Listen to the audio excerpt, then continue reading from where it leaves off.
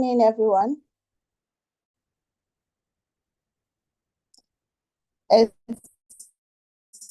5 o'clock and it's time for class. We have our facilitator already in the class, Mr. Kulilawal, our ED, taking us on the psychology of politics, the myths and realities. So we'll just give an extra and then we start. So please, party chairpersons, inform your members to join into class so we can have a good ride. Thank you.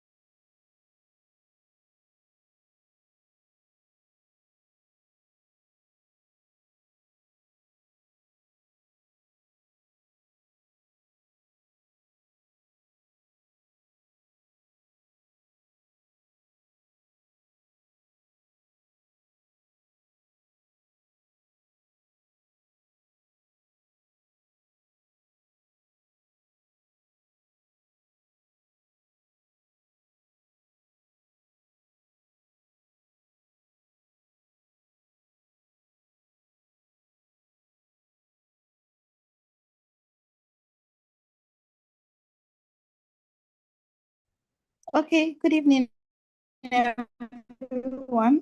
This is 5:05 and it's time for class. Our facilitator, the ED, is already in class, and I expect everyone to also be settled in so we can enjoy today's class on the psychology of politics, the myth and reality. So, ladies and gentlemen, we have our ED present. Welcome, ED.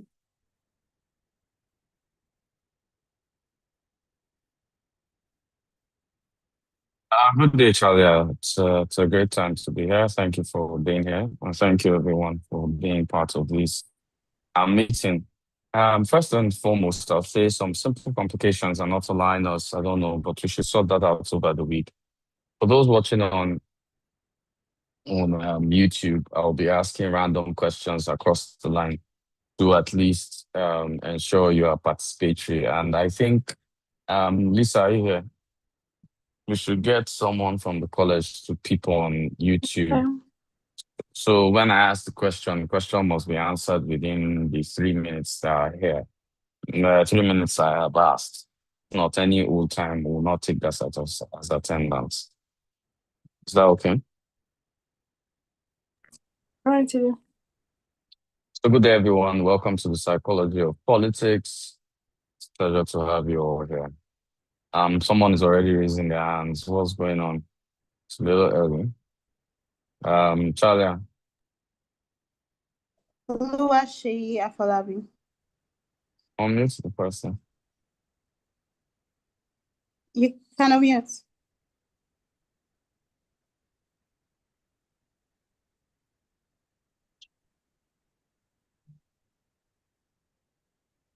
Oluwaseyi, you can unmute. Person, Hello, good evening. hello?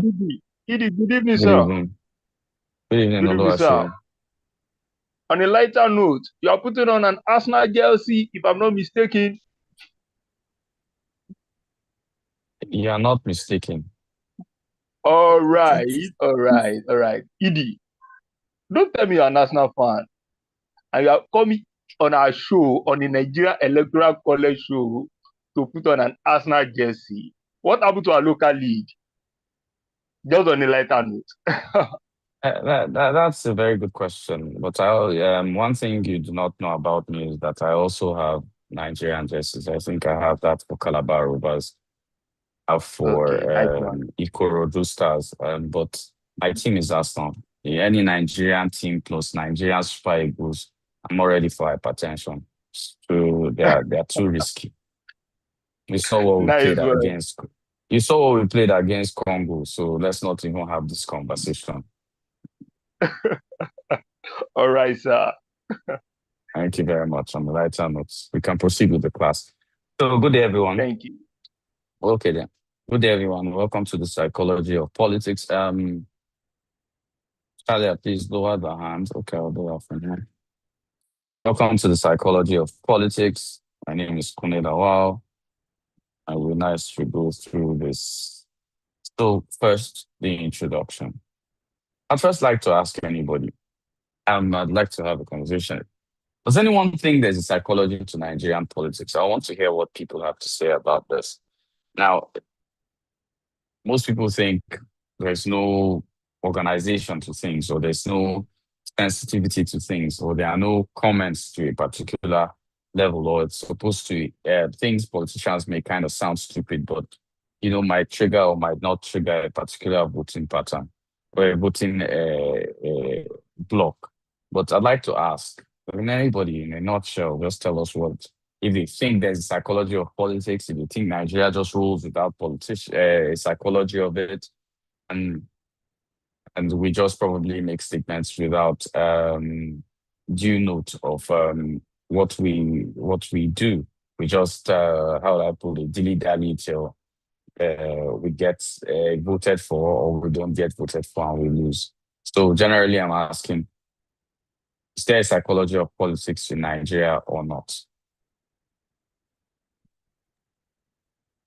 Talia, Okay, we somebody's have hand one is hand raised. there. Ask the person. Victoria, Unmute. that's it, unmute.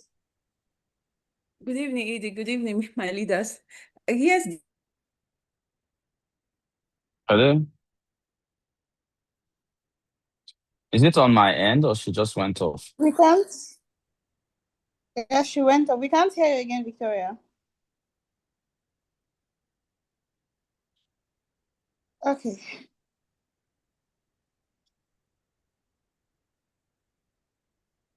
We have Akore. I've asked you to unmute. Just go ahead and unmute her.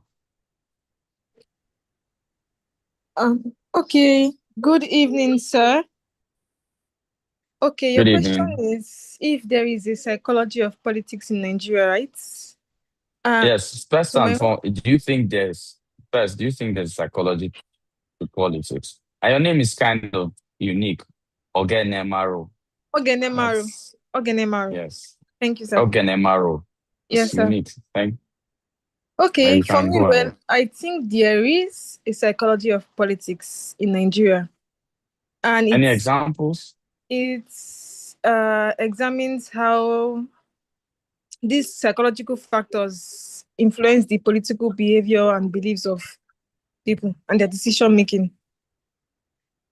But Uh, do you have any examples to prove, like maybe why people vote APC, why people vote PDP, or why people don't want to vote young women, or why women lose primaries, or etc.? Do you have any examples? No, not at the moment. Not for now.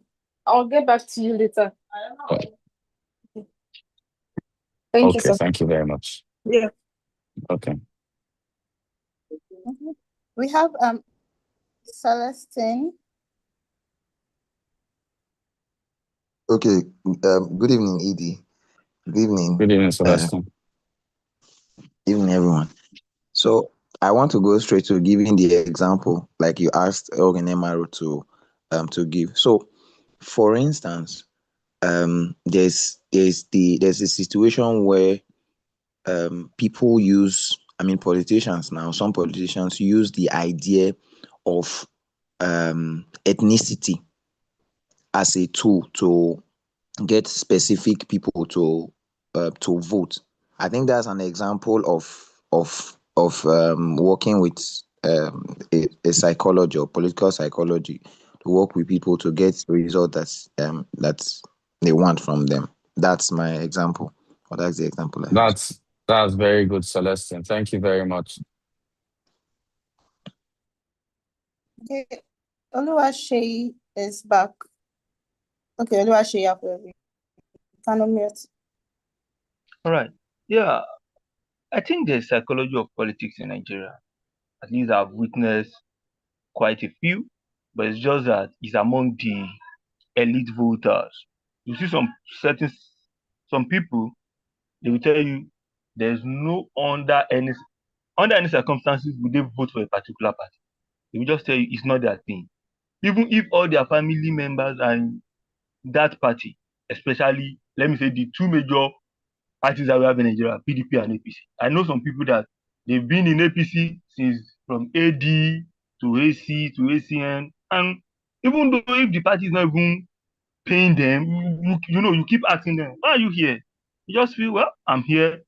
That's what I want to do. And I've seen people also in PDP since inception, since 1999. They've not changed ground, they've not shifted base.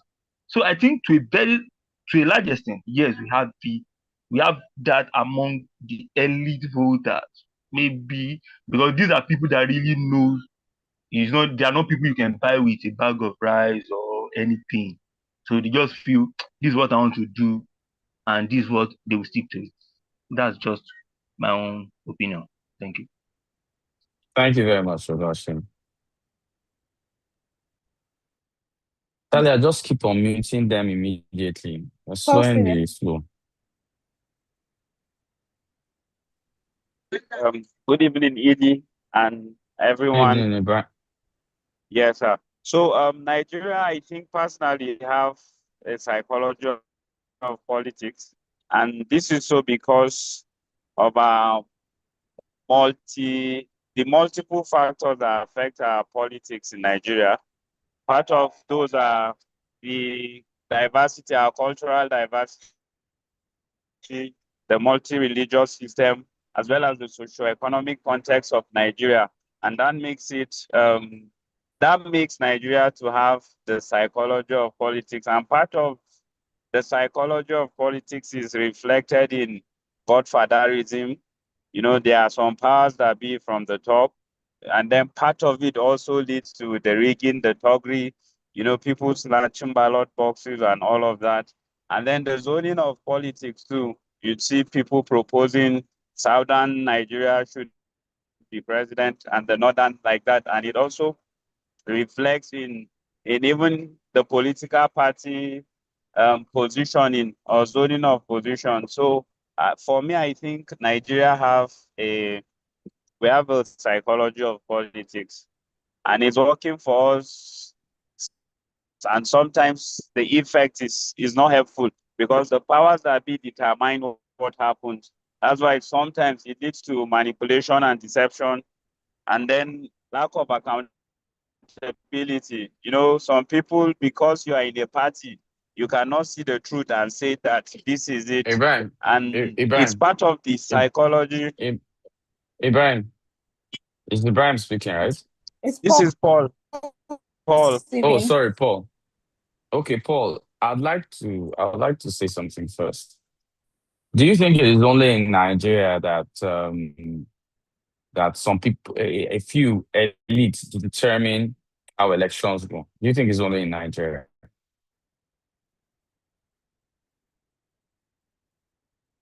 Is Paul still there? So, Is it me or I can't hear him? yeah, I'm here. I was muted. Okay. I Yes, asked sir. you a question. Did you hear it? Yes, I did.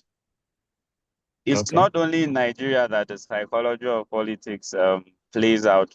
I think other countries too have theirs. But then Oh, Nigeria's own, since this is our own context, and that's why I have to speak with respect to Nigeria as it is. But I believe okay. every other country too. Yes, sir. Thank you very much, Paul. Now we're going to go through the rest very quickly. Charlie, I'll mute Ini, and then after Ini, we can hear what Prosper has to say, and then we can go ahead with the class. Good evening. Good evening. Good evening, everyone. Okay, I believe that there is a psychology in politics in Nigeria too. Some examples I have. Sorry, guys, little noisy. The example I have is of what happened recently. The serial kidnapping that took place some days ago. If you go around the neighborhood, you keep hearing the psychology they feel behind it to be that the government doesn't want the security to be sustained so that it can be declared as a failed state and not able to, so that we cannot be able to carry on elections. So because they know they won't win. And then there are some that you see that the psychology behind projects. Somebody that wants to come back second tenure will come in first tenure and start doing some projects that he cannot end within the period. Before the end of the 4 years, he has not gone anywhere, so that people can re-elect him, and something that will be daring, so that people want it done, so that people will come and elect him again.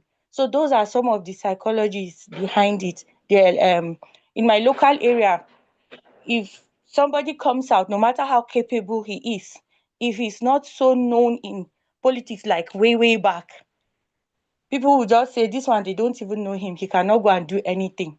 Even if he's capable of doing something, even if he gives them all the money, they will rather want the one that has godfather who is holding his hand.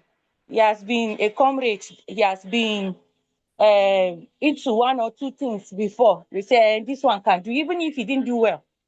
So I feel those are some of the political psychology we have. Thank Psychology you very behind much. it. Thank you very much. But that's your analogy with this one win election because of this thing. Let's back it. Thank you. Who's the last person? Opinion, sir. Talia now. Can we make this quick? Hello, good evening, everyone. Good evening. Who am I speaking with? My name is. Okay, go ahead, Miriam. But I will just Can go we on go? to Can we go mention. quickly? Can we go on quickly, please? Okay, one of the psychology of politics I know is that the people think that their votes do not count, and for that there is no need of voting or participating during election. And secondly, the politicians think that they can do anything they want once.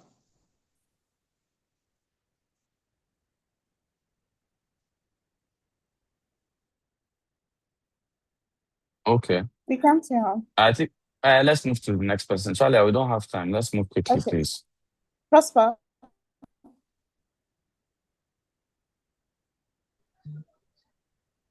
All right. Good evening, EG. Good evening, Good everybody. evening.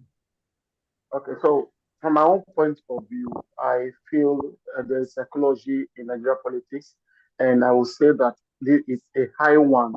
If you ask me to rate, I would tell you it's about 80%, if not even 90. Why did I say so? Because it comes in form of religion, it comes in form of region, and it comes in form of what is it again? Party. But the one that plays most is religion and region. Like is the turn of the north, is the turn of the south, and then we saw what happened in the last election where some persons go around and they use Christian as a campaign methodology, and then they go to the north, they try to identify with the north, and sometimes this politician will come out when it's the election time, they want to identify with the people on the street. You see, they go with things like street credibility, and you see a politician that has never come out before coming out to buy corn from the road seller, and then stuff like that. We saw what happened to when Pibak was campaigning. There was something he did that people capitalized on. Instead of campaigning, that was what the opponent was using against him.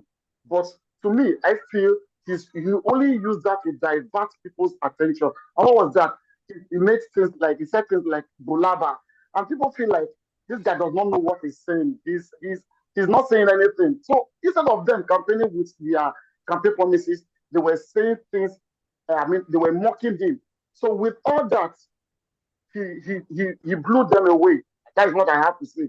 I think yes, he blew them away. That's just it. So to me, if you ask me, I would tell you there's so much psychology in the system, in politics. Wait. I need to address this. So he blew them away. How? Like when I say he blew them away, he confused them instead of them talking about their own campaign promises, what they would do.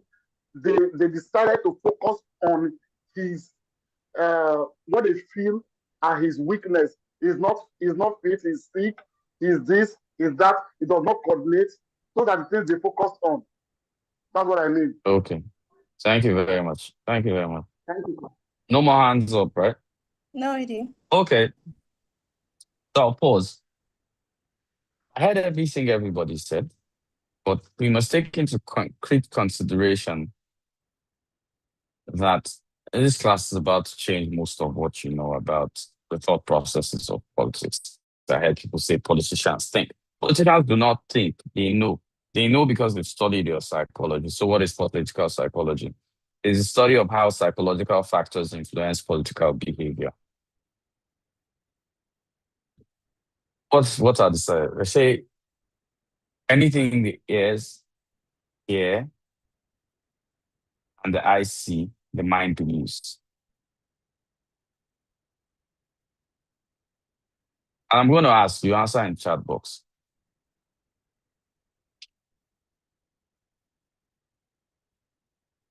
Did anybody believe maybe Tinubu wasn't political enough to win the elections in 2023. Did anybody believe that? You can just write yes or no. No need for answering anything wrong.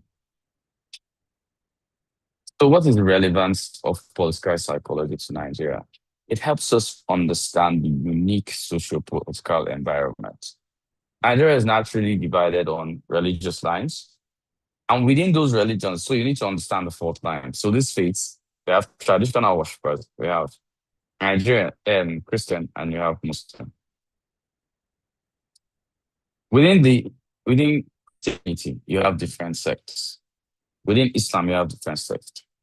You have to be able to pander to that. Minus that, you're not going to deal with a broader perspective of what the psychology of politics is, and that is ethnicities, regions, etc. You will not go to Kano and be discussing how you are going to put piggeries in the north. Not too good a thing to do. You can't go to the south and discuss how you want to set up grazing spots in the south. As much as it looks like there's no sensible solution to do, you won't play it because we're looking at the politics of it. I'm not looking at whether right or wrong. Political conversation of it affects the psyche of the basic tradition and operations of it. Now, you also have to understand who people are following, how they manage them, and where they are headed to. For those supporters of that, is it very black? Okay, very dark, man. Those supporters will be very dark. It came out after that airplane incident with the girl and was put ring lights as usual and made statements on the he was caught fighting in a plane.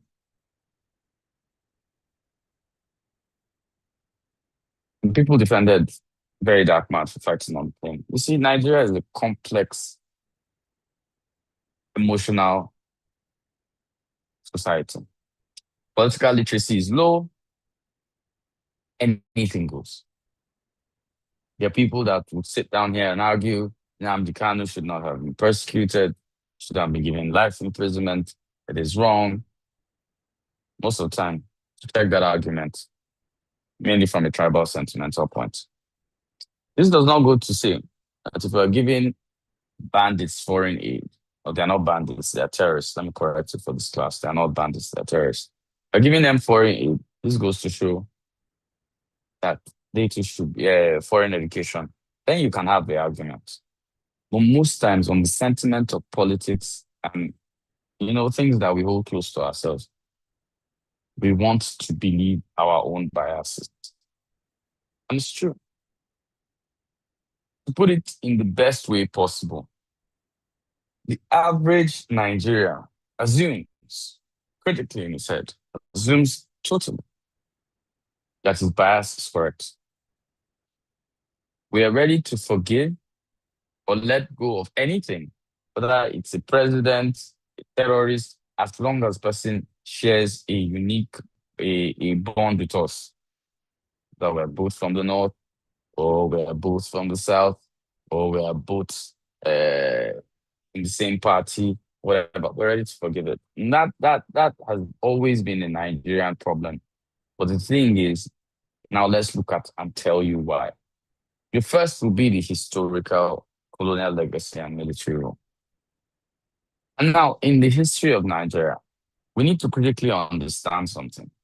So when we start from the beginning, we have three major regions. I'll give North, the East, and the West. The North was used to more of feudalism, which is where you have one supreme ruler, two subheads, and the people. Functional way of operation is the reason why the North can galvanize support in a second. Information comes from up, it goes down to subheads, it goes down to the roots.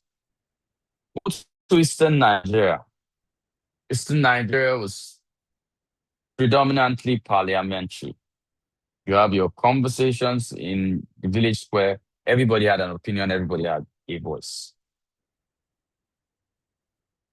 That's how the East was managed preceding colonial rule. Move over to the West, kind of monarchical presidential system. We had monarchy, they had the Oni of Ife, who's like the chief priest, and helping. So they had religious and political leaders, kings, obas. That was going. So they will give them a monarchical / presidential system. Now that's true. If you bring that situation forward, you understand why maybe one side can galvanize. You understand maybe why one side galvanizes faster. You understand maybe why some are considered the political bridge and the relationship between the West being able to dilly-dally with the North and also dilly-dally with the East as it needs, and why it is the freest region to be able to play that card. That you get from the historical legacy. Now, military rule also brought us to start thinking always that one Messiah could save Nigeria. We started believing in a one-man rule. It's not yet out of our heads now. People believe if Kwankwaso becomes president, dollar will be 1 naira. There are people that believe that if Peter Obi becomes president, dollar will be 1 naira. There are people who believe that if Atiku becomes president, dollar will be 1 naira. The only issue is the people that believe that Bola Ahmed Tinubu, if he became president, dollar will be 1 naira, have now been proved wrong. And that's only because he's the only one that has been president. I believe if any of them became president, they would have been proved wrong. But for now, we have only Bola Ahmed Tinubu has not say that. There's also the culture, which is ethnicity, religion, and communal identity. I cannot overflog this because we already know how this works. We understand the business of ethnicity. We understand how religion, Muslim ticket, Christian, Muslim, and communal identity, that will now come down to how you choose. No, today is word B. Tomorrow is this one's turn to rule. Is this word's what 10's return to rule? Is word 2's words return to rule? Which is how we move around House of Rep and whatever, which is quite not exactly supporting meritocracy and has invented something as mundane as ethnicocracy. There's also the economic factors. Most of the time, it's because of poverty people choose situations or vote for people or ask for money from people. Or elections, for their elections. But I don't exactly believe that it's economic inducement because here, when politicians are introducing themselves to them, most of them demand contracts for their posters to be able to give money to the grassroots. So the middle class is not hungry, so why do they take on such jobs? They ensure everybody working for them, their domestic staff are voting this person, if not, can even fire. That's supposed to be the smart set. Another thing that affects our political behavior is emotional voting over rational decision making. In Nigeria, if somebody goes to a church or goes to a mosque, tell me which one. And as long as I know the leader's position on things, I can tell you how most likely the person will vote. Almost precise to the last decimal point. That precise. If your mentor, fave, that's what they call them. If your fave on social media supports a particular, if you tell me who your fave is on social media, I would almost predict without mistake how you lean politically. And we do those because of our faves, not necessarily because of political education or anything. We are just emotional. I'll give you an example. It's in this country. I will say, oh, we want women to participate more in politics. Beautiful. I want the same. Inclusion is necessary for a democracy. But wait, do you think, and I'll give you guys an example. So there's this girl named Withheld. She was running for a position, counselor in Kubwa. And she's a lawyer. I need to say this. She's a lawyer, and she had won the ticket of her party. Now, reason why she reached out to me was that I won that particular award in 2019. No, like I won some other awards, but that particular award, and she thought that me giving a push up because she's a woman would be nice. So the first thing that happened was a friend reached out to me and said she wanted to talk to me. And I said, okay, that's fine, that's fine. But she said she was going to call me over. I can't remember whether it was Instagram or whatever. And I said, why? Said she doesn't like giving out her number because people want to chase her in politics. First flag. Secondly, now I don't know if I want to just let me not throw a sob. I almost threw one. So secondly, she decides to chat me on WhatsApp when she notices that I don't even respond to the Instagram call or what Facebook Messenger call.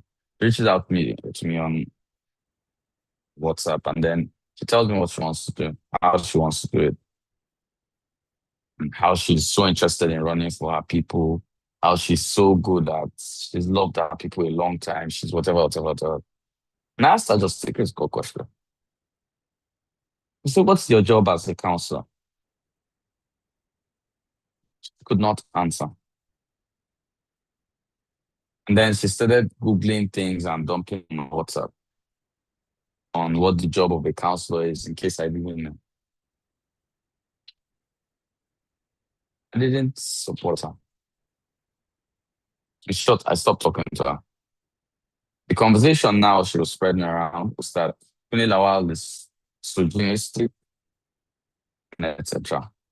But I think I've even supported more women. People that know me will tell you I've supported more women in governance. And I've seen this is simple for me. It is okay, and sorry I'm using women, but it's a kind of, it shows how emotional voting is induced.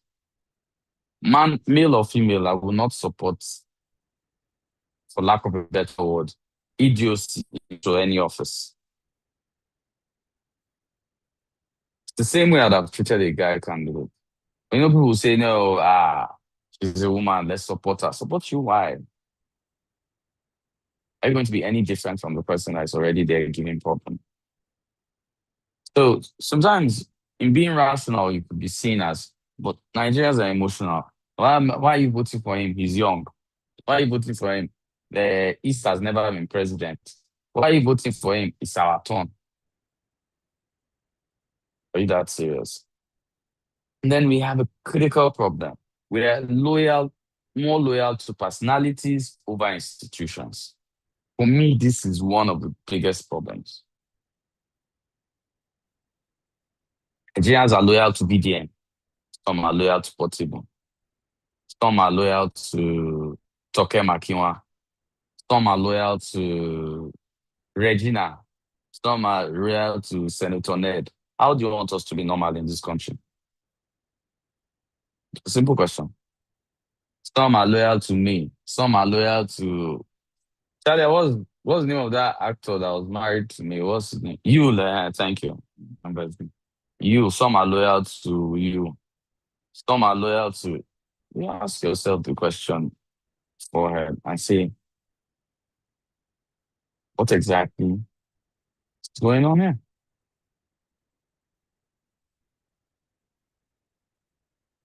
We are not loyal to anything. Regina can come out, and I'm the one telling you, Regina can come out for State House of Assembly and win. You'll vote her because she's a woman, sentimentality, and the fact that her husband is a senator and some people feel she's cheated, so she should become State House of Assembly to balance the equation. That is how faulty our thought processes are in politics. But moving on. Myth one. This is one of the funny reasons my vote does not count. Now, origins of the myth are electoral malpractice and rigging history. Many people say this election was rigged. I'll give you an example with Lagos. Lagos used to have issues. Lagos has about a little over 10,000 polling units. Lagos used to have issues with over 1,000 polling units in every election it has had since 1999. 2023, Lagos had an issue with only 323 polling units. We're not there. We're getting better. That's the truth. Psychological impact, voter apathy and disengagement. INEC did not automatically transmit results, etc., etc., etc. But the reality on ground is that incremental improvements in electoral reform and beavers have cut down our rigging by a lot. To cover or to curb any other psychological impact, you must be able to empower the electorate to demand accountability. And you can only demand accountability when you understand the system. Most Nigerians don't understand the system, hence we're clouded with our minds and our thoughts, and we make decisions that are not necessarily smart. Nigeria's election violence. Do you remember 2019? Who were burnt? Resident Electoral Commissioner, I think, Resident Electoral Commissioner for Kano and his family were burnt alive. Woman was killed in Kogi, burnt alive too. Massive. I have a book written by, one of the CSOs in Nigeria, which puts down, if you see the massive election violence, let me tell you, election violence in Nigeria is reduced by far. The only thing is that now we have social media, which triggers any, small election violence. Everybody sees it everywhere. It wasn't as popular as that. Social media wasn't as popular when the gruesome madness was going on. Now, myth two, politics is only for the wealthy. Now, the perception generally of every Nigerian is that financial capital is a prerequisite for political entry. That is true, but not to the tune in which you think of it. Psychological effect of that is the situation of competent, ethical candidates. Reality on ground, that grassroots mobilization and crowdfunding are alternatives. And I'm not saying this because I want to sound theoretical. If I haven't done it, I was able to raise 34 point something million, 8 million, not running for office, in crowdfunding. But all of us, us now, we're sharp guys in Nigeria. We want to start election today, come out today, and be able to raise 100 million. It doesn't work like that. People give to someone who they already can buy. But not buy, but they already can market. I mean, you already know this person is good. I'm sure if I come out for office, I'll have quite a massive donation now. And the funny thing is that the ratio of the people individuals that have succeeded without wealth in politics is quite high. We undermine these numbers and talk about it like it doesn't matter, but the truth is, it can happen. Myth three, ethnic and religious sentiments always strive. Now, the belief system is politicians must align with an ethnic or religious bloc to succeed. Success stories of the reality is there are massive success stories of cross-regional and cross-religious candidates all across Nigeria. And the truth is, whether we admit it or not, we have started moving towards issue-based campaigns in Nigeria. It was good to hear, the presidential candidates in 2023. They had positions on infant mortality. They had positions on fuel subsidy. Those were not things that used to happen before. Before, I love Nigeria. In my manifesto, we'll grow agriculture. And that was all Nigeria resources, I will get it. Those are the kind of conversations. But, it's good to see we're slowly moving forward into issue-based campaigns, which are more more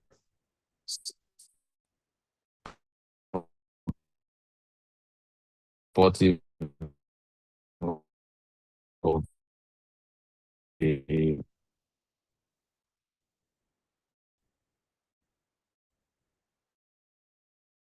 direction.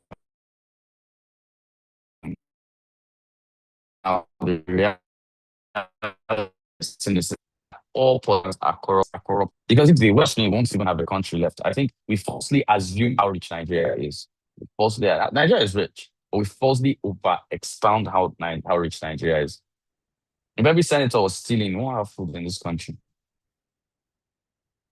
So first, there's the psychological impact. You've grown since you were a kid. You've heard your parents say this. You've heard your grandparents say this. You had people around you, and you created so much political cynicism that you can't see through things. And that's the psychological impact of the exchange of diverse views, which might not necessarily be true. There's also the reduced citizen engagement in governance because of the belief politicians, anyway, they're going to do it anyway. But do you know what? Politicians count on you thinking that way so that they can do what they need to do. So Nigerians, what do? Try and surprise them a little bit now when they are not expecting. Just try. Go to that local government election. Just try and surprise them. Should they pick candidate? Go to that local government election. Come out en masse and vote the other way. They already know you won't come out for the election.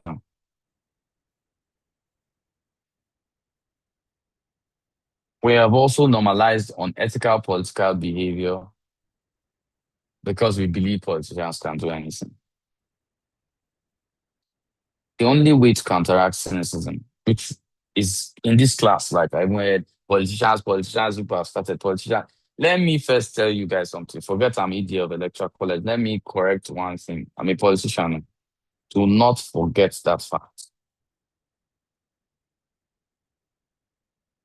And if I was not a politician, I would not have been able to, sit down with Elisa and a lot of great people, and we would do what we do at the Electoral College, and we do it transparently.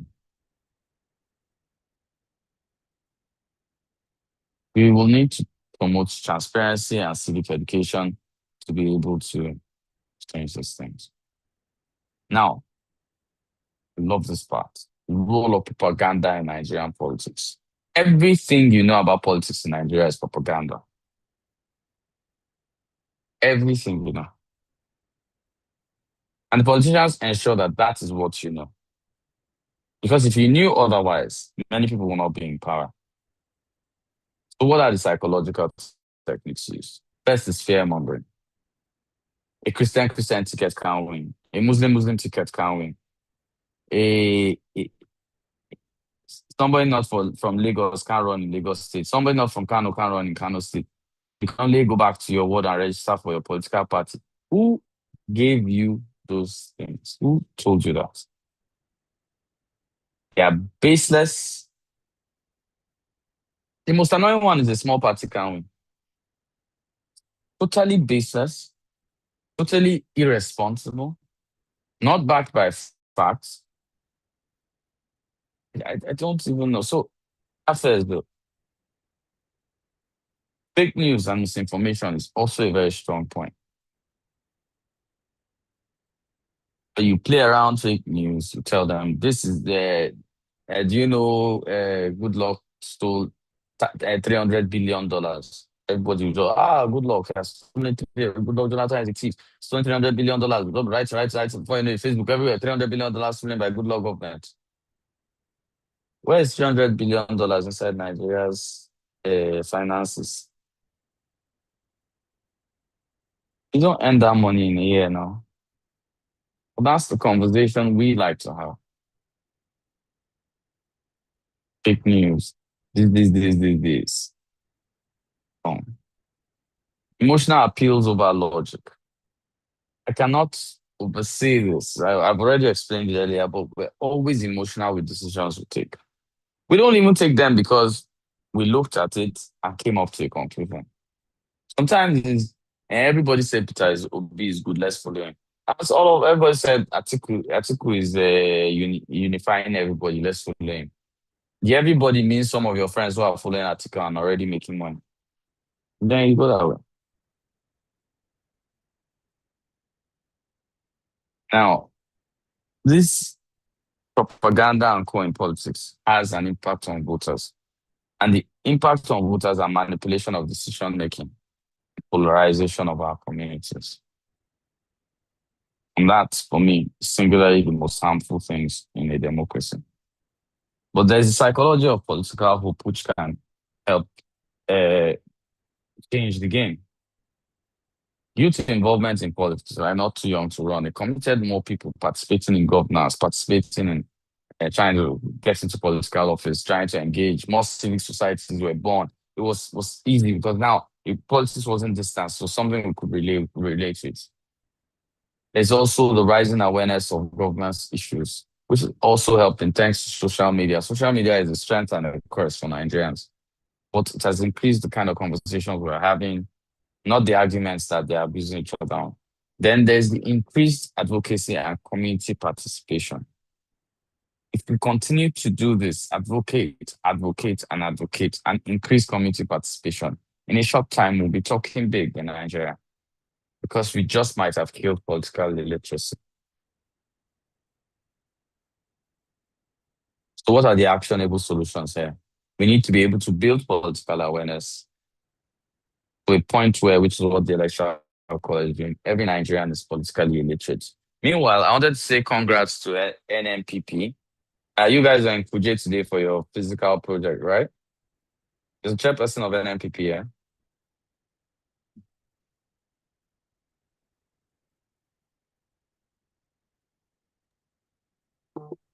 If you're the chairperson of NNPP or you're in the school of the NNPP, you could just raise your hand. Charlie, are you there? Yes, I've seen Lazarus. I've asked it to mute. Good evening, sir. Good evening, everyone. Good evening. How's everything? Very well, thank you, sir. You guys were out today. What happened? It went well. Yes, we visited Jada community of Kuje Area Council for our project execution, and the turnout was good. They were impressed, and we'll send our report after No, today. preceding the report. I want to say, how did Okay. you feel going out? How did it feel going out and having conversations with people? Did you find out how much they don't know? Yes, we did. In fact, I visited Kuje last week Saturday, just for sightseeing and to pre-inform the community. Today, we also had questionnaires to get to know how well they know about political studies of Nigeria and to know their level of participation before we went into the sensitization proper. So we got their feedback. That's what I'm asking you. How did it go? Was it as you expected? No, don't give me it went well. That's the Nigerian answer. How did it go? Meaning, did you expect the kind of political understanding that they have, or their political understanding was low, it was high? What was it? I would say average, because some of them don't even know their chairman, the Kuje area you like sitting on the fence, so you see that no or yes? I wouldn't say no, Edie. That's why I said average. Anyway, thank you very much, Rosalind. Thank you, NNPP, for those on the job you did. I look forward to seeing your report. So building political awareness was what NNPP did today. Was something kind of great, and that's why we encourage our physical projects so that you can spread the word. The short way of the electoral college spreading in the state circles. We must be able to socialize the constitution. If you do not understand the laws, then you cannot argue the rule of law. And if you cannot argue the rule of law, there will be impunity. It also needs to foster inclusive politics. Young people, women, people living with disabilities, they're supposed to be in our in our in our government so that it's inclusive. Now, we must also learn to support marginalized groups. And I notice most people will say, what's this one doing? Maybe a person is physically challenged in a way, and then we come up, no, this one I can't. I don't think that should be conversations we are having these days. We also should be able to encourage debates and issue-based campaigns. Because it's in those debates and issue-based campaigns that we can track what has been promised, what has been done, and how we reach our leaders. But most of all, massive reorientation and political literacy must be done in Nigeria. In conclusion, I've always stated and made it clear that, and there are some quotes in which I find interesting before I go on what I want to say. The ignorance of one voter in a democracy impairs the security of all. That was John F. Kennedy. So let us commit to understanding the myths and realities of our political system for informed citizens and creating a stronger Nigeria. Now, this is great, but I want to now let you in on something. This is a small secret. It's a very small secret. Let me just let you in. Preceding 2023, there was a song that came out. It had the title, the traditional title of someone running for president in 2023. Can any of you raise your hands and tell me what the song was?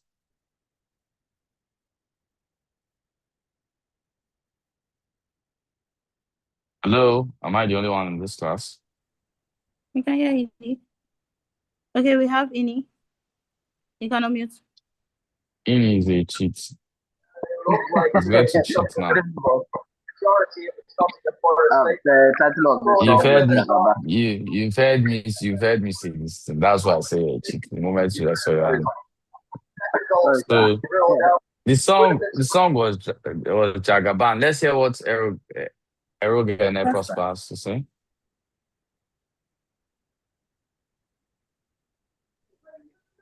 Emiloko.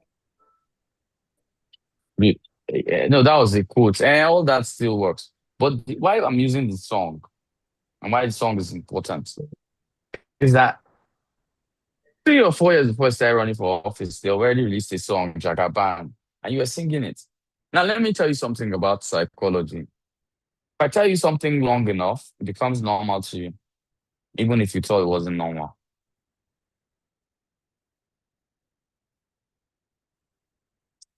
There's a lot of psychology in play in Nigeria's politics. How you vote, how you think. There's a lot of play in psychology. In short, it should even be a subject to be studied. So thank you, everyone. I'm open for questions after this. Thank you. Thank you very much, Edie, for a very insightful class. It's always great to learn from you every day. So we'll take questions and answers.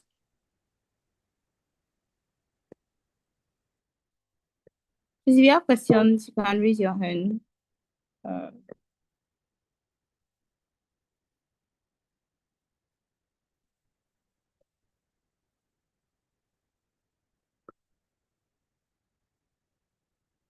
Okay, Ibrahim Muhammad. I'll ask you some yes and ask the question. Good evening, Edie. Thank you for all you do, and I appreciate being among the co-hosts of this year. My question is, how can we get rid of this mentality of I'm going there as an aspirant, as a political party, I'm going there not to speak? Because I feel that is where the psychology. Wait, I don't think I heard. Could you take your question again? I don't think I heard what you said clearly. I said, how can we get rid of this mentality of this mentality that aspirants do have of going there to steal. Like there is no sense of entitlement of going there to Can work I for ask the you? people. Can I ask you a question? Yes, sir. First and foremost, as a Nigerian, what is the first thing you hear Nigerians say they want to do? No matter how young they are, what they want to do? They want to have a good life. No. They want to make money. You know the answer now. Yeah. I just want to make money more than anything else. Yes or no? Yes, yes. This is literally eating us up. We the young youth. Make money, Abby. So why do you have a problem when your politicians are stealing? Because I believe that is where the inception of this psychology all starts No. from. Let me explain. Let me explain. However, Politicians cannot be different from you. The way you are, as a Nigerian is the same way. Let me ask you a question. If you live in an estate, say you get estate group or whatever, even let's not say estate, let's use your tribes union. People they collect money for Christmas party now. Don't they steal out of it? that's literally doing that. Nigerians are so why do you expect any different from your leaders? You're already wired to pick money before anything. Nigerians pick, let me explain. If you know what, let me make this very practical. If I didn't have a particular amount of money, I cannot talk to you about politics right now. You sit there in class and listen. True or false? So why are you quite surprised that your politicians are stealing?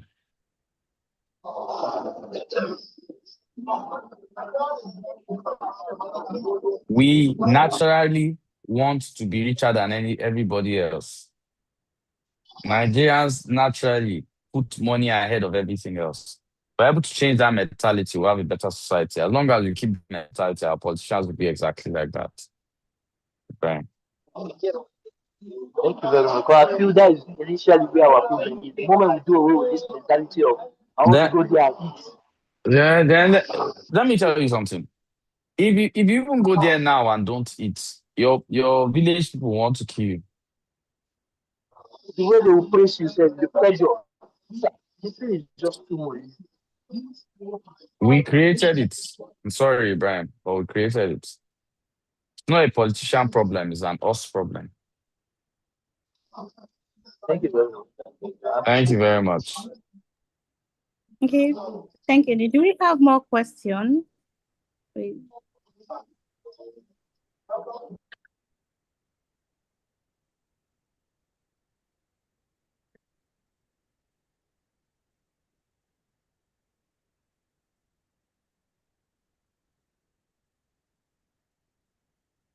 Okay, Prosper, I'll ask you to unmute and ask a question. Okay, so good evening again, PG. Good evening, class. So the question I want to ask is: have you seen all these things that the emotional part of Nigeria politics? Have you seen it that our politicians work on our intelligence using the emotions on it, using the religion thing, the ethnic thing, and some other stuff.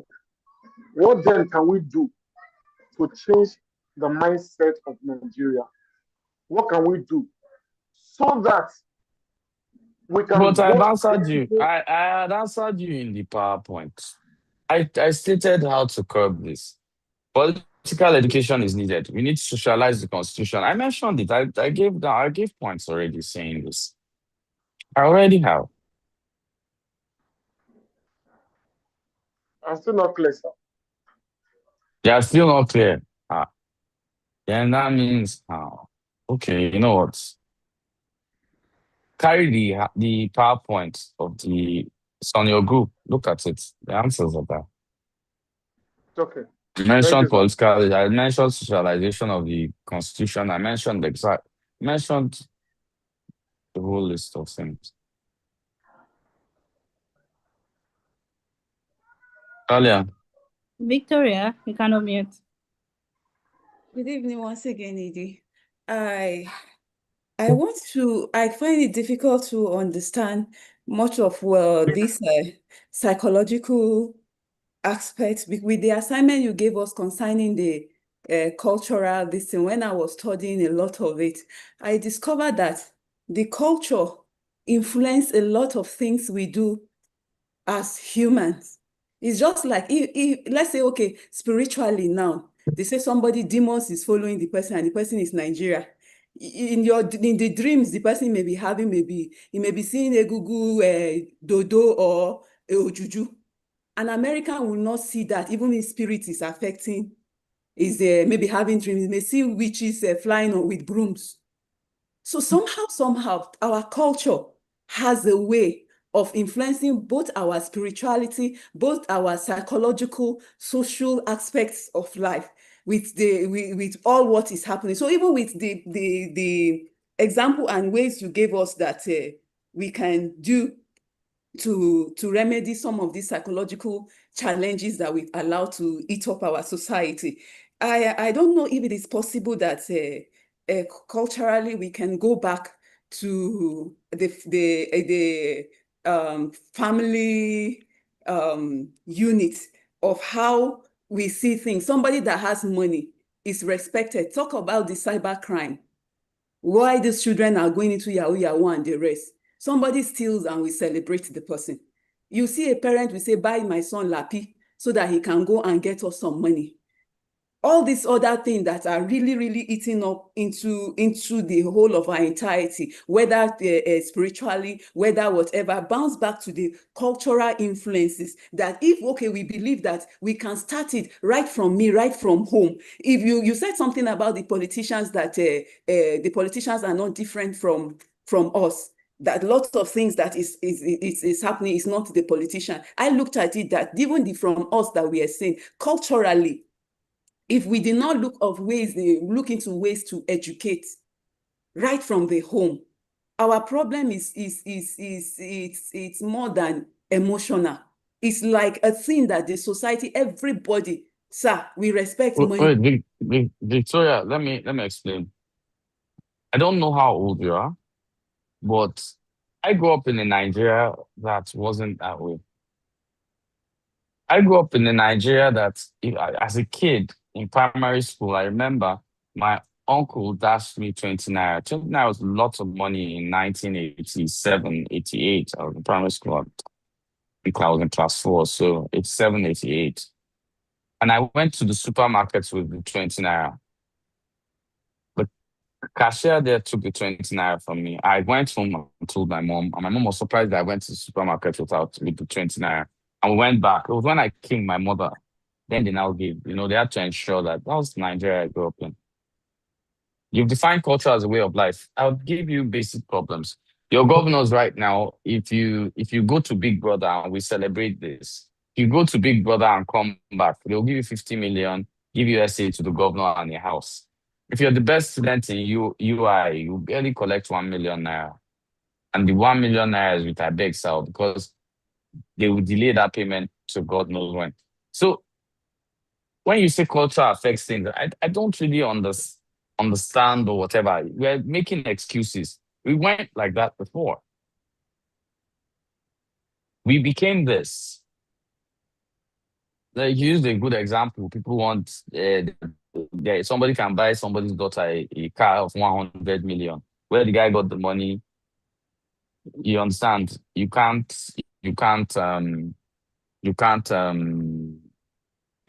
query.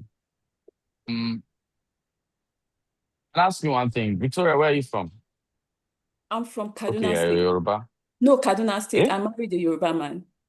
I was wondering. I saw this because I saw the son name. So I'm going to talk about the South South. Way back in time, and this is no offense to the South South. South South used to kill twins. Think even Eastern Nigeria too. We don't do that now. education can wipe out cultural misnomers. And I need us to understand that this can be done. We we have we have accepted number one, even the ethnicity we shout. Do you know that Nigeria is not the country with the most ethnicities in Africa? I didn't say in the world, or in Africa alone, we don't even have the most ethnicities in one country. But we've chosen our ethnicities to be a problem so much that we exhaust that it's so much that we can't get anything done. You understand what I'm saying, Yes, Victoria? sir. Yes, sir. Is Victoria Yes, Sir. yeah, there? she's here. Yes, sir. Hello, Victoria. Yes, sir. I can hear you, sir. You get We what can I'm hear saying, her, right? Edie. Can you hear her? Yes, sir.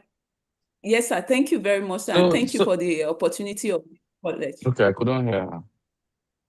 I said thank you for the opportunity of this college. You are Thank you teaching very us a much. lot, sir. Thank you, sir. Thank you very much, Victoria. It's my pleasure. Yes, sir. Hey, Patrick, I've asked you to unmute. Okay, thank you very much. Edie, sorry, I wanted to add to respond to Victoria's comment, and you actually touched some of the areas which I wanted to highlight too, coming from the Nigeria now and the Nigeria of like some 30 years ago. I don't know. Am I audible? Can you Yes, we hear can me? hear you, Patrick. Patrick, we Oh, can hear okay. you. And Thank if you. you want to tell me I'm old, feel free to tell me I'm old. No problem. And back to what you're saying. You know, no, I'm not throwing a straight one at you, but sincerely, the misnomer about the Nigerian culture today has been that of greed and ostentatious pursuit for material things, where we look down on our norms and values as Nigerians, and then we are embracing the clamor or the vibrancy of what is looked at luxury and riches. Um, Madam Victoria, when you were talking about people's culture, Edie has made a point here from the very beginning that it is not the leadership thing, it is a we thing, it is I thing, you, me, you, us, it is us at the grassroots. Because it is the same us that when we rise into political office, who we are is being magnified, or what we get in there with motives. So we amplify those motives and they drive or inform our actions when we are in position to do what is right. We neglect or give a blind eye to doing the right thing, rather pursuing our self-interest. That is why the decay in immorality is high. When I mean immorality, I'm not just talking about behaviors that we are seeing happening today. I'm talking about the immorality in stealing. Somebody can steal a lifetime resource that can transform the life of 100 people in this country and not feel remorseful. If it was in an ideal society with what is happening today, people in high rank office are supposed to resign because of the ills that are happening in Nigeria today. Some people are supposed to be held accountable and say, you are responsible for this. And then you come down and apologize to the people, telling them you have failed. Well, that is one side. I feel our biases, especially coming from a cultural space, is one of the things that have make us become this gullible. A typical Nigeria who is interested in the betterment of the life of everyone, it should be seen in his actions and decisions when he is holding office, even without him holding an office. My action and your action in the group where we belong, in this pseudo group where parties that we belong to, should reflect our true personalities. We can see how all of us are misbehaving on the platform, how we are not involving ourselves in all of, we said we want to gain this knowledge, this political knowledge we want to attain. But what is the level of commitment we are putting in to acquire this knowledge? How many of us are actually putting in or contributing to our learning in this space? Very few. So it translates to the bigger world, to the bigger society, because whatever we do within the confines of our home, if you as a mother now, thank God you're a Kaduna woman, and me, I'm a Kaduna man, you are married to a Yoruba person, you are coming from a background, and the other place you have found yourself to be married in is also another environment that should add to your pre-existing knowledge and should better inform you, not rather mold you to forget whatever morals you've been taught from this part of Nigeria. I believe that as a Kaduna parent, let me be a little bit sectionalized, or should I use the word? Let me use my background here in Kaduna. The culture here in Kaduna, we all know how the issue of contentment, the idea of contentment, is sunk into a lot of young people who are from southern Kaduna or northern part of Kaduna families. Is being put. You is stressed so much that you know the value of being content with whatsoever you have, and also appreciate whatsoever you earn by doing the right thing.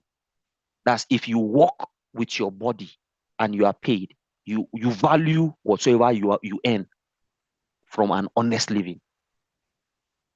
It's a thing of shame that parents could afford to buy a laptop for their child to go and press, that they don't even see remorse in it.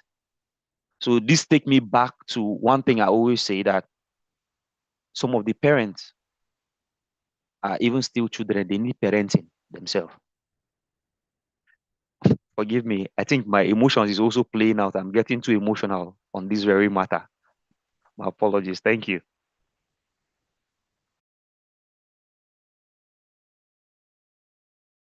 Thank you very much. Thank you very much for what you put in, and I liked what you said. Thank you very much.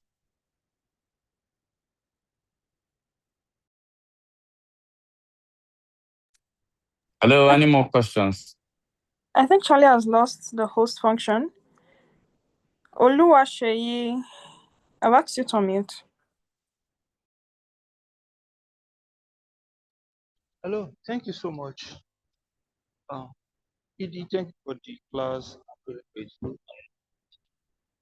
I'm happy to be here. Sir, I want to ask, you'll be talking about psychology,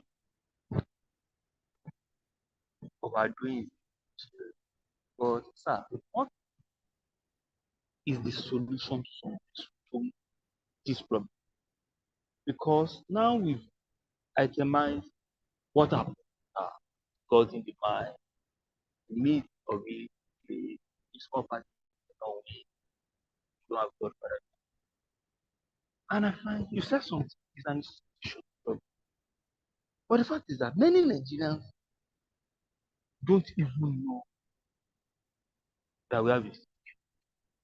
But sir, even either I'm speaking, I doubt if there's any working institution in Nigeria.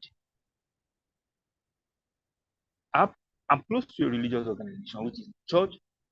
Many times I look, the church should be an institution. But the fact is that even the people that we look up to, that they are institutions, they don't even see themselves as one. So I believe if you're a member of a voluntary organization, to be a member of an NGO, a social, CLOs, all these social liberty organization, and I believe just to be the institutions where people might are shaped. But the fact is, many of them don't even know. Okay, let me not talk too far. Let me take it back home. I belong to National Youth Council of Nigeria.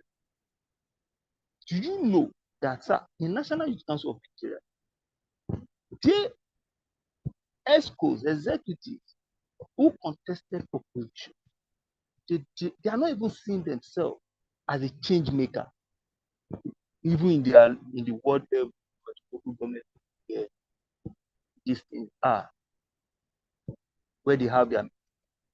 And so I keep wondering when I say, okay, we have a problem. Who is going to solve those institutional problems? How can those institutional problems be solved? It is easy. We can always blame our president. Jonathan was bad.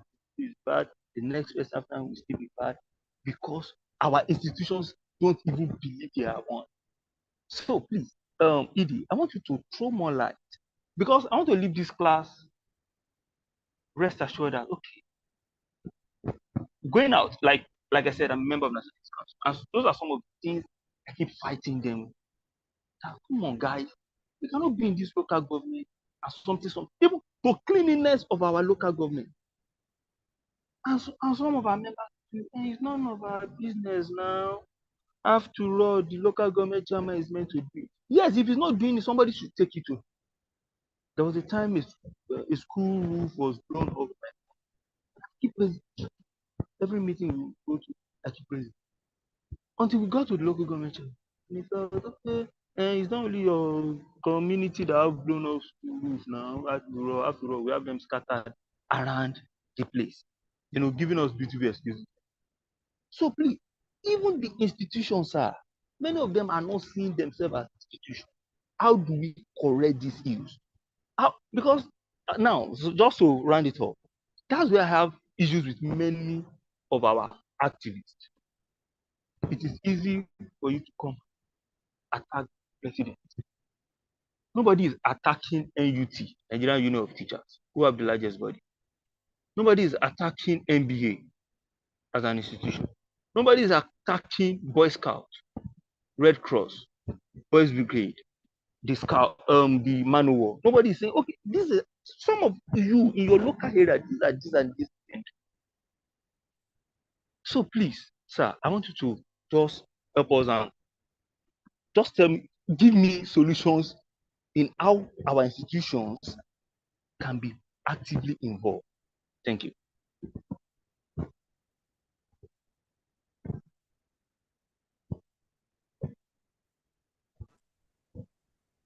Hello, Edie.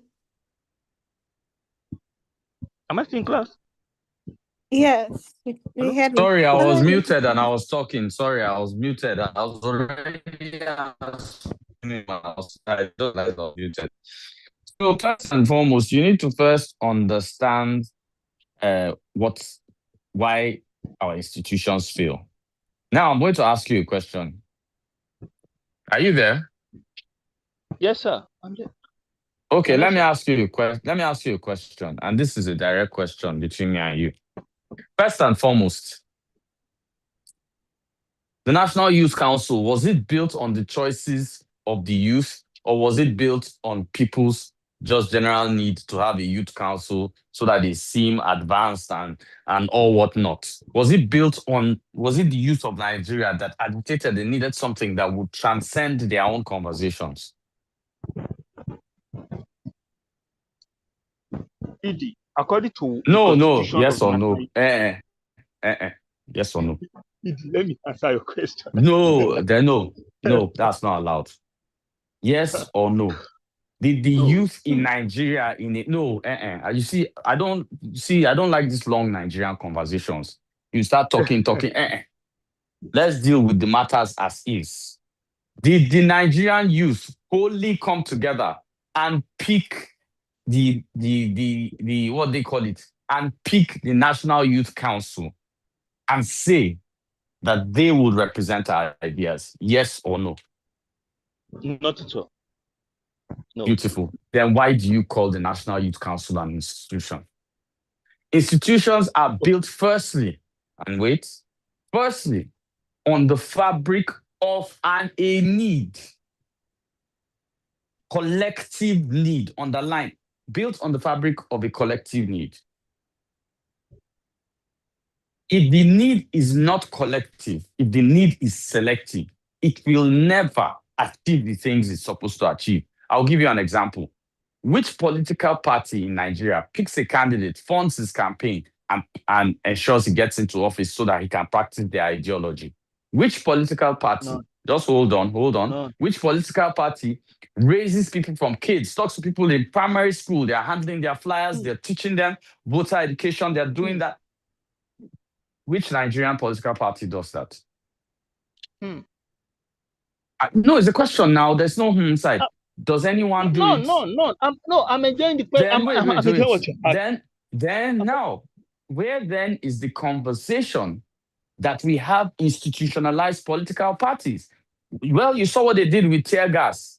We have touts. You saw the PDP's display. We do not have institutions in Nigeria. We have selective needs to achieve selective aims, but we do not have institutions that can out. Okay, let me tell you something. Now, let me give you a prediction for free. The moment APC was built on the ambitions of President Muhammadu Buhari and President Bola Ahmed Tinubu, I tell you that after 2027 elections, take this to the bank, APC is going to implode. There's no more leader. Even if Tinubu is forming national leader, he has done president. What he forgets is that the ones behind him are younger than him and they won't listen to him.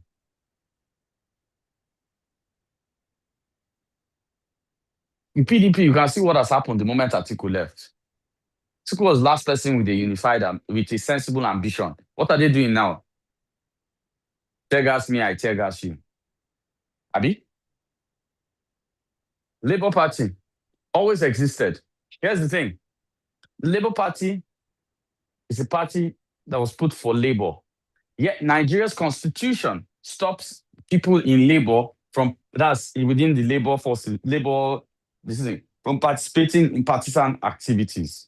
That law was put there. I met with the labor union in Lagos. Charlie, Elisa, you're aware of that. I met with the labor union in Lagos. And I asked them, they say they are marginalized because of, why have you not challenged it in the Supreme Court? Because Labour Party was actually institutionalized by the Nigerian government. Hope you know.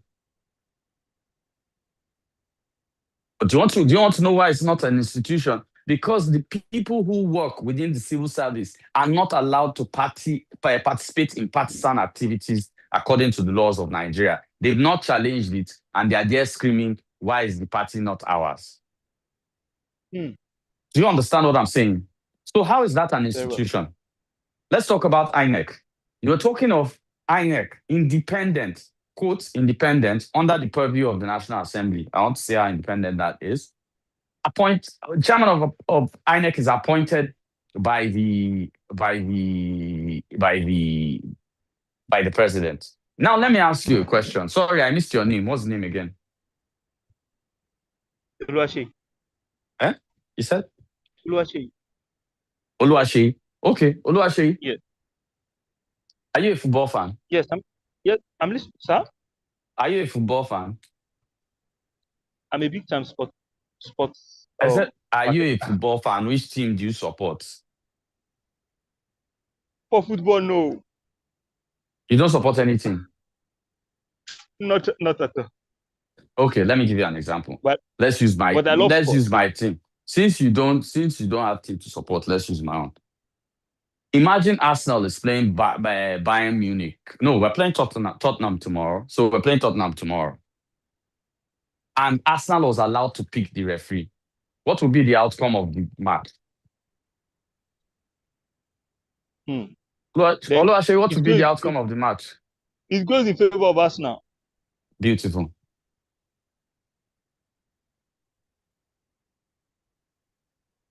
And before anybody comes and tells me 2015 was an anomaly, 2015 had the US government and a lot of people playing behind. So that's another conversation. We do not have any institution. So please tell me on which foundation this country stands, Oluwaseyi. Please and please tell me. The most marginalized tribe in Nigeria is being Nigerian. As long as you do not support Nnamdi Kanu, you do not support terrorists, you do not support this, you are considered someone without a grandstanding. True or false, Oluwaseyi? True. VDM will tell you to go and do something and you go and do it because VDM is right. To you, you believe VDM is stronger than the government. Are you guys kidding? I'll give you a deeper example. Let's bring it home so that it's not even far away. Let's bring it home. You people are all in political parties in electoral college. Electoral college is giving you these classes free. Are we not still begging you to come to class? Yes or no, Oluwaseyi? You're begging us. Begging you to do what? To give you knowledge. Begging you. And you see the problem in this country. If I answered your question. ED, but don't want. ED me. Okay, how do we build? I've answered How do we build? Yes, you have. How do we Start paying attention to things that can actually cause real change. Start being part of something bigger than yourself. Nigerians are the most self-exalting human beings on the planet. All we think of is when I make my money, when I have my money, I will get my money. That's our only translation. True or false, my brother? True. I will be rich. Have you ever have you heard any Nigerians say collectively we all can be rich in this country? We all can do things. Even your presidential candidates, when I become president, nobody ever says we. You listen to presidential candidates in other countries, Oluwaseyi, I will help you. They will say we, the American people, we. People use I. So when you use I, your mind is already conditioned to be selfish. When I enter, my wife will go and do BBL in Monaco. That's killed the Nigerian first lady, by the way. When I'm going to, that was just a stray bullet. I couldn't resist saying that. When I become president,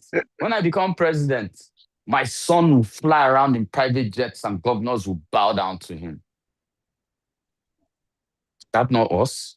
Oh, well, when my daughter is getting married, they will give out gold iPhones. And that story was true, actually. But I can't talk too much about it. There are reasons why. But it was true.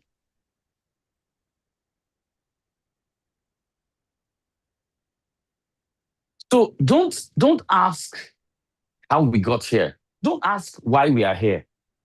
The real questions to ask is what exactly to do.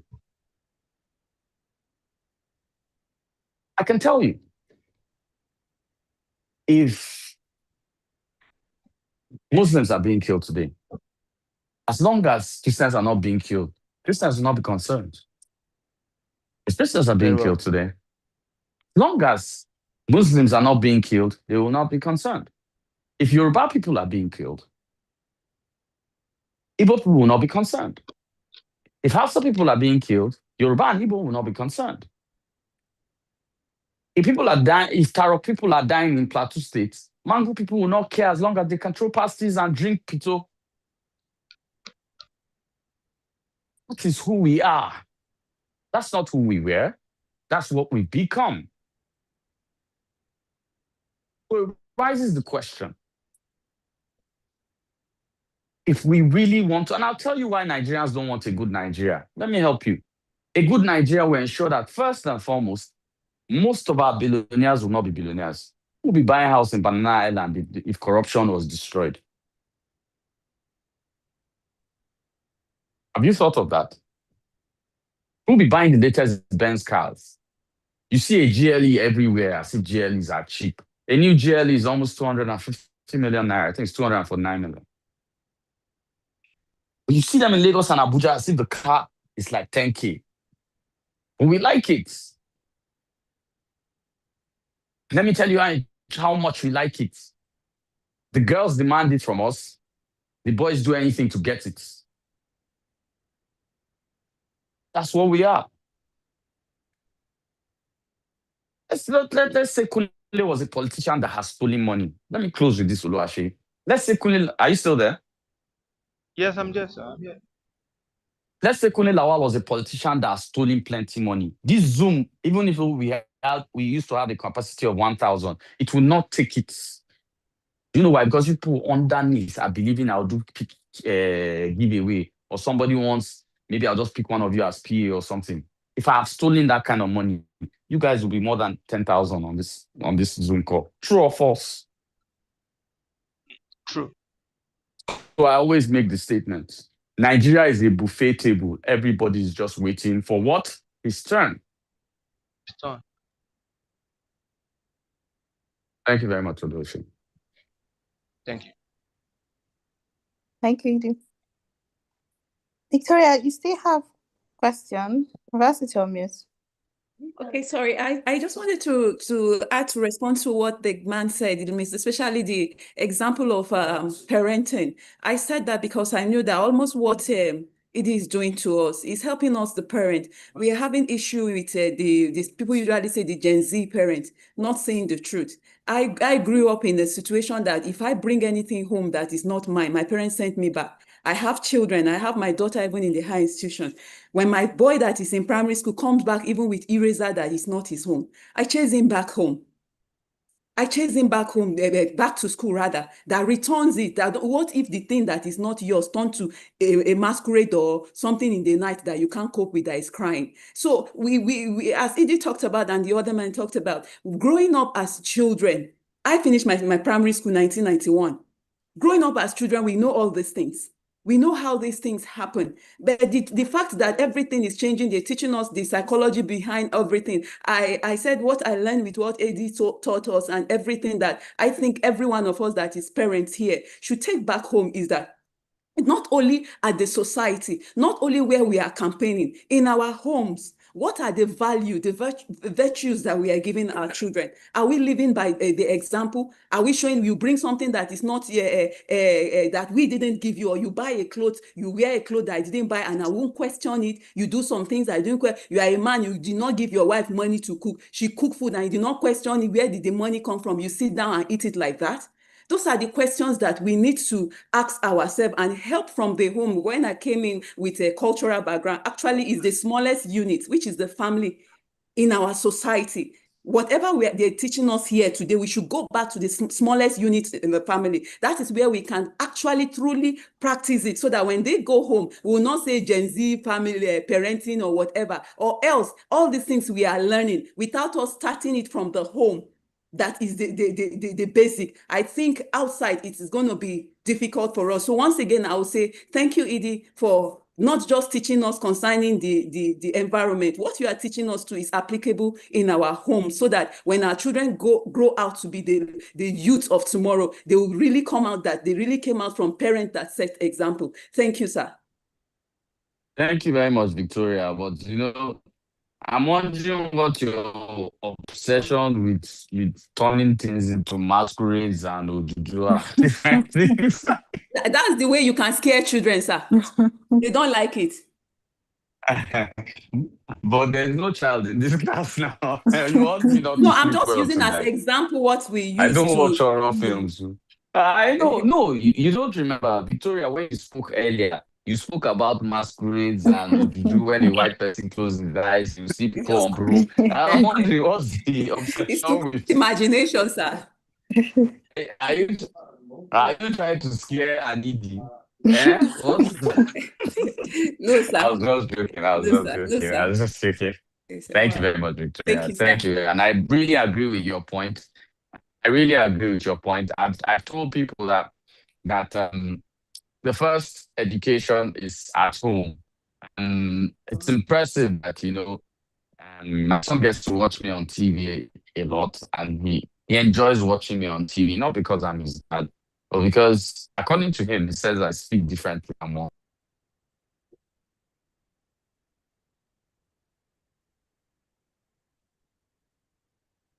So sorry, I was cut off. My network is really fluctuating badly. Where did I stop, Charlie? You were talking about someone that watched it on TV. Oh, someone. Okay, I said my son loves watching me on TV, and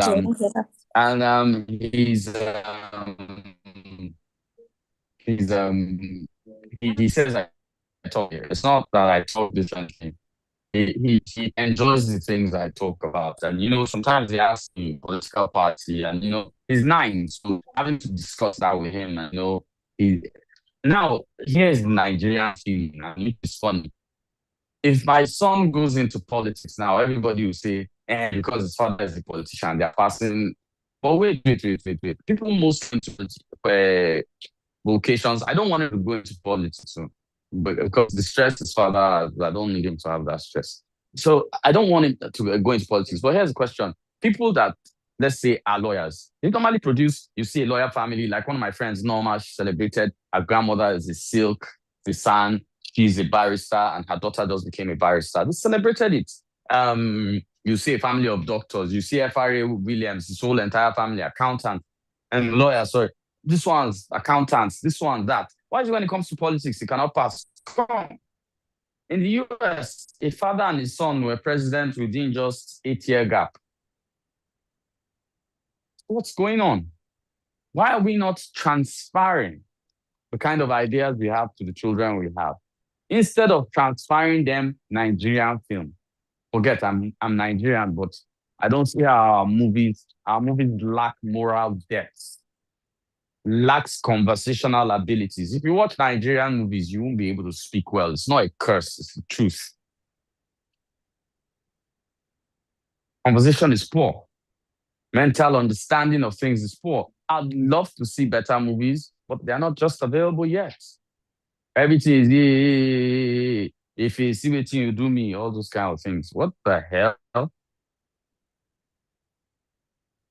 Yeah, they're kind of Nigerian stories, but you could tell them better. This is the same country that produced Things Fall Apart. I still have goosebumps remembering Things Fall Apart. That was an NTA program. Where has that gone to?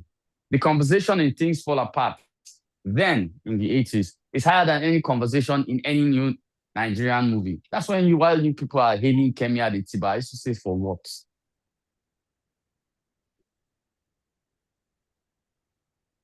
The biggest problem in Nigeria, for me,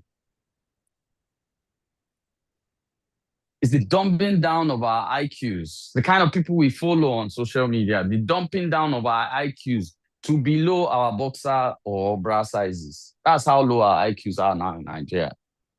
Poor conversation. And that kind of society is not going to produce anything good. And that's the honest truth. We must learn to rise above who we are.